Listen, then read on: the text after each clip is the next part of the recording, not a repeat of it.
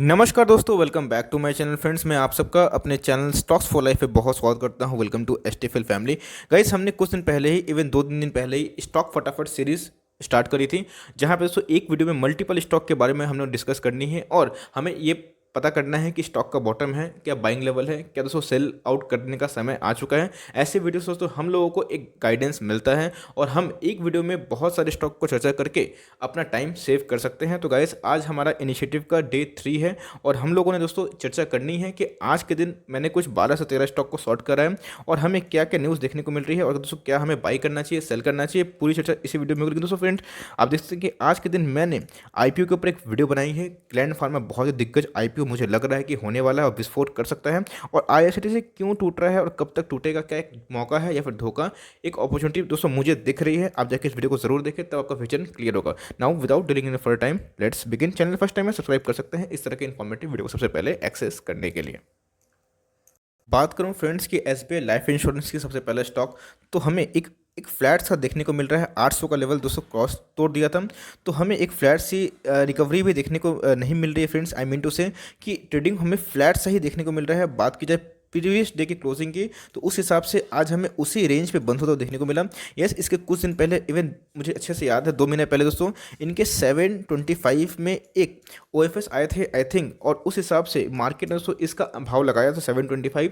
बहुत ही अच्छा स्टॉक है दोस्तों, ये 1000 का स्टॉक पहले हुआ करता था और लाइफ इंश्योरेंस के सेक्टर में ये और एचडीएफसी लाइफ मेरा टॉप पिक है। तो आप ऐसे स्टॉक को इग्नोर नहीं कर सकते। यस, अपनी फंडामेंटल एनालिसिस खुद करें, लेकिन दोस्तों ये स्टॉक अगर आपको 750 760 के रेंज में मिलता है तो आप इसमें निवेश कर सकते हैं और ये लॉन्ग टर्म तक छोड़ सकते हैं। ऐसे स्टॉक लॉन्ग टर्म में दोस्तों आपको अच्छा वेल्थ क्रिएट कर सकते हैं।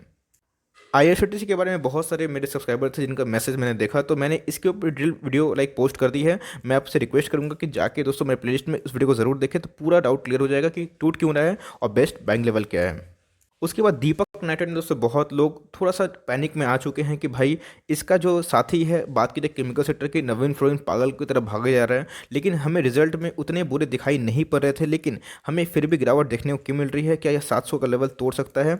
अगर मैं दोस्तों आपको सही में बताऊं तो यस, कॉन्सोलिडेट रिजल्ट अच्छे थे, yes they were good, but दोस्तों स्टैंडर्ड हमें अच्छे देखने को नहीं मिले, जिसकी वजह से ये पिटाई देखने को मिली। इनके दोस्तों एक स्पेशल जगह इन्वेस्टमेंट हुई है, जो दोस्तों फिनॉल एक सेक्टर में इन्होंने इन्वेस्टमेंट किया है, तो इसकी वजह से इनकी जो प्रॉफिट है उतनी नहीं हम लोग को देखने को मिली और हमें एक डाउनसाइड देखने को मिल रहा है। यस, अगर 700 का लेवल टूटता है तो एक फर्दर डाउनसाइड हम लोग को देखने को मिल सकता है। यस, स्टॉक बिल्कुल ही बुरा नहीं है, मेरा टॉपिक है दोस्तों और मेरे पोर्टफोलियो का स्टॉक है। अगर आपको 700 या फिर 700 का नीचे मिले तो आप आराम से बिंदास होल्ड कर सकते हैं। ये 888 का हाई लगा रहा था, उसके बाद ये हम लोग गिरावट में देखने को मिल रहा है। और दोस्तों मैं रफली बोलूँ तो ये 25 और 26 का पी पे है, इसका मतलब उतना ज़्यादा ओवर वैल्यूड नहीं है। और जिस हिसाब से इनकी ऑपरेटिंग मार्जिन है और जिस हिसाब से दोस्तों ये स्टॉक है, बिल्कुल टॉप नॉच वाला स्टॉक है। और मेरा टॉपिक है, अगर नीचे गिरे तो आप इस पर एवरेज का सोच सकते हैं और चाहे तो आप माल उठा सकते हैं ओनली फॉर लॉन्ग टर्म। अब बात करें दोस्तों कंपनी की, तो भाई टाइटन कंपनी हम लोग को देखने को मिल रही है 1214 आज की हमें क्लोजिंग प्राइस देखने को मिल रही है। आज के दिन हमें 1% का अप देखने को मिल रहा था। आज के लो की बात की जाए तो 1200 का सपोर्ट इसने नहीं तोड़ा, क्लोजिंग उसके ऊपर ही हुई, लेकिन 1200 का सपोर्ट तोड़ दिया था 1192 और हमें हाई 1217 का देखने को मिल रहा है। यस, प्रीवियस क्लोज 1200 के नीचे ही था, तो एक 1200 का सपोर्ट से एक बाउंस बैक अच्छी बात है। लेकिन ऐसे स्टॉक को अगर आप 1200 के नीचे खरीदते हैं, 1150 1170 ओनली फॉर लॉन्ग टर्म, तो आपको अच्छा मुनाफा हो सकता है। तो दोस्तों आपको मार्जिन ऑफ सेफ्टी दिखने को मिल सकती है। वैसे स्टॉक बिल्कुल भी बुरा नहीं है और इस स्टॉक पे बहुत ही अच्छे इन्वेस्टमेंट हम लोग को देखने को मिलते हैं, बड़े बड़े एफआईआईज, बड़े बड़े म्यूचुअल फंड। लेकिन ऐसे स्टॉक को दोस्तों आप 1250 1230 1250 में खरीद के फंस सकते हैं। थोड़ा सा इंतजार कर सकते हैं, अगर करेक्शन आता है तो आप इसमें ले सकते हैं। यस, एक सेंटिमेंटल उछाल हम लोग को देखने को मिल रहा है बिकॉज ऑफ दिवाली, लेकिन हमें वैसे भी रिजल्ट दिखने को नहीं मिले थे जैसे इनके जो रिजल्ट के पहले प्रीव्यू हुए थे वो हमें सुनने को मिले थे बाय द मैनेजमेंट्स। तो कल के दिन आए थे पीवीआर के रिजल्ट, तो भाई रिजल्ट बहुत ही डिसअपॉइंटिंग थे, तो वो एज एक्सपेक्टेड ही थे। ऑफ कोर्स कंपनी ने लॉस ही पोस्ट किया बिकॉज थिएटर चलेंगे नहीं, कंपनी कितने एक्सपेंसिव हैं, इतने रेंट हैं, तो भाई वो कैसे पे करेंगे। तो उस हिसाब से हमें एक डाउन साइड नेगेटिविटी देखने को मिली। उस हिसाब से आज रिटेलर सुबह सुबह उठ के ही एकदम शॉर्ट सेल बना के आए थे और एकदम ऑपरेटर ने उनका मार दिया और सबका एसएल ट्रिगर हो गया। और जो बिना एसएल के ट्रेड कर रहे होंगे उनका तो आज कत्लेआम हो गया होगा। लेकिन उसके बाद एज यूजुअल कंपनी के फंडामेंटल अभी भी हम लोग को चोट खाते हुए देखने को मिल रहे हैं। बात की जाए आईआरसीटीसी की, बात की जाए पीवीआर की, या बात की जाए आइनॉक्स की, सब में दोस्तों जहाँ पे भीड़ गैदर होती है वही दोस्तों हम लोग को एक बंद होते हुए देखने को मिल रहे हैं। तो स्टॉक कैसे भागेगा मैं आपसे पूछना चाहता हूँ। उसके बाद फिर ये अपने लेवल पे आने की कोशिश कर रहा है और अच्छी बात तो यही है कि 1100 का लेवल अभी तोड़ा नहीं है। अगर तोड़ता है तो हमें फर्दर डाउनसाइड देखने को मिल सकता है। यस, जिस स्टॉक जिस लेवल पे ये ट्रेड कर रहा था 1065 1070 ये से कार्ड में नेक्स्ट आ सकते हैं अगर हमें 1100 का लेवल टूटते हुए देखने को मिला तो। अभी भी दोस्तों फ्रेश इन्वेस्टमेंट के लिए थोड़ा इंतजार कर सकते हैं। स्टॉक को थोड़ा कूल डाउन होने दीजिए, थोड़ा सेटल होने दीजिए, उसके बाद आप चाहे तो लॉन्ग टर्म का निवेश कर सकते हैं। लेकिन वो मैं नहीं एडवाइस करूंगा बिकॉज 1050 इसका अल्टीमेट सही भाव मुझे दिख रहा है। उस भाव पे मिले तो आप लॉन्ग टर्म 3 से 5 साल का सोच के ऐसी कंपनी में निवेश कर सकते हैं। यस, स्टॉक बुरा नहीं है बट कंडीशन इनके खिलाफ है। एफएल इंडिया बहुत ही अच्छा स्टॉक है दोस्तों, बहुत ही अच्छा मोड क्रिएट करता है, बहुत ही अच्छा हम लोग को रैली देखने को मिलती है। ये 3000 के लगभग भी जाते हुए देखने को मिलता है। बहुत सारे सब्सक्राइबर रिक्वेस्ट था कि सर इसके ऊपर डिटेल वीडियो बनाइए, मैं बहुत जल्दी बनाऊंगा। लेकिन आज के दिन हमें फ्लैट सा कारोबार होता हुआ देखने को मिल रहा है।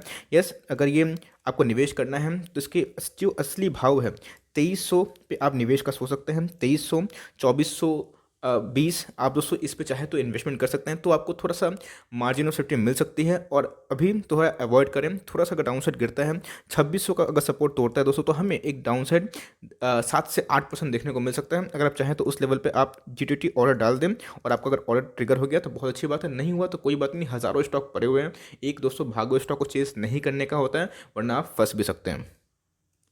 बात की जाए मारुति सुजुकी दोस्तों बहुत ही अच्छी कंपनी है, बहुत ही दिग्गज कंपनी है, एक भी का डेट नहीं है इतनी बड़ी कंपनी होने के बावजूद भी।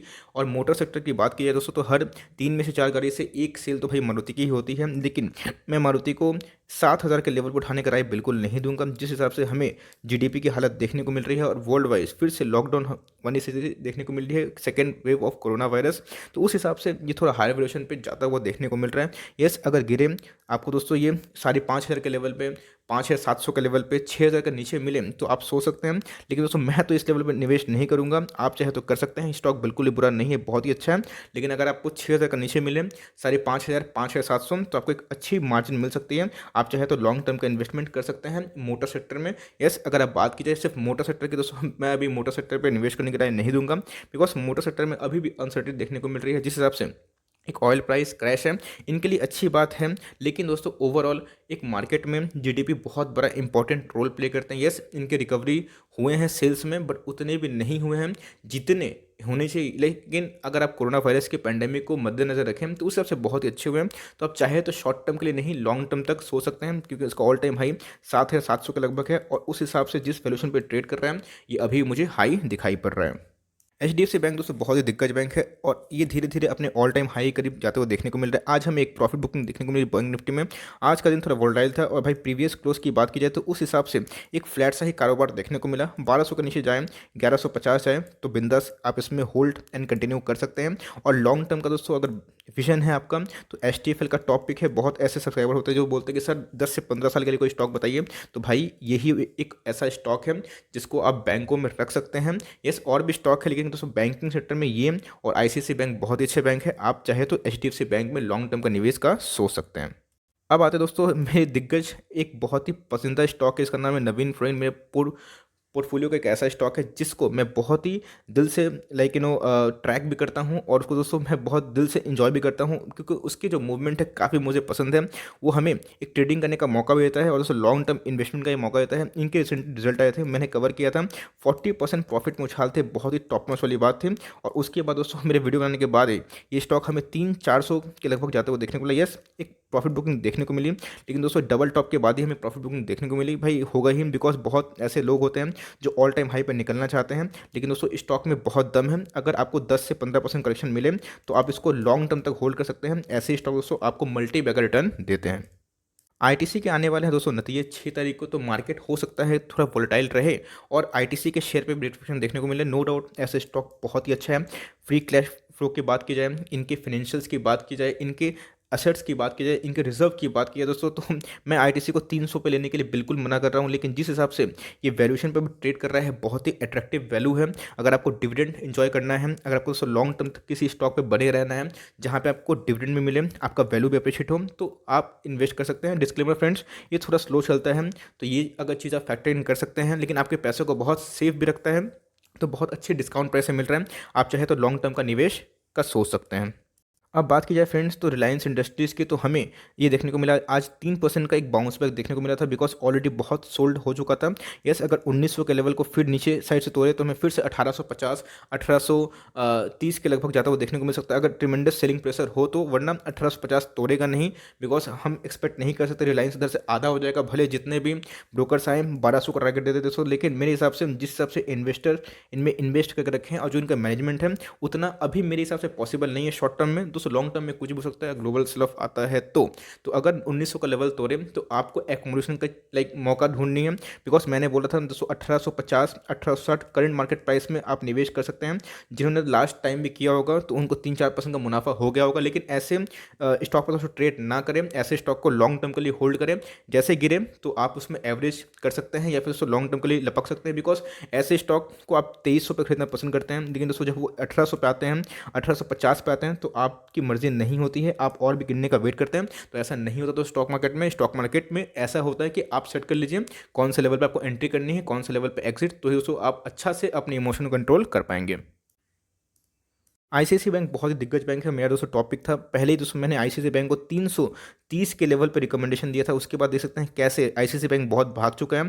यस, इस लेवल पे अगर आप खरीदारी करते हैं तो हो सकता है कि डाउन साइड प्रॉफिट बुकिंग देखने को मिले। यस, 400 के लेवल पे अगर आपको मिलता है तो आप इसमें होल्ड कर सकते हैं। अगर 400 लेवल को ब्रेक किया और बैंक निफ्टी में प्रॉफिट बुकिंग देखने को मिली तो हो सकता है कि आपको नीचे भी मिले, लेकिन दोस्तों मेरी संभावना थोड़ी सी कम अभी देखने को मिल रही है। बिकॉज जिस हिसाब से रिलायंस से 1.5 लाख करोड़ निकला है और वो 1.5 लाख करोड़ दोस्तों बैंक निफ्टी में गया है, और जो बैंक निफ्टी के बीटन डाउन स्टॉक थे वहाँ पे हमें पैसा जाते हुए फ्लो होते हुए देखने को मिल रहा है। तो आप चाहें तो थोड़ा सा इंतजार कर सकते हैं। यस, भागा दोस्तों ये 450 के लेवल पे जिसने क्लोजिंग दिया उसके ऊपर, तो हो सकता है कि 461 और 465 पे आ जाए, तो हो सकता है कि उस समय आपको फोमो हो।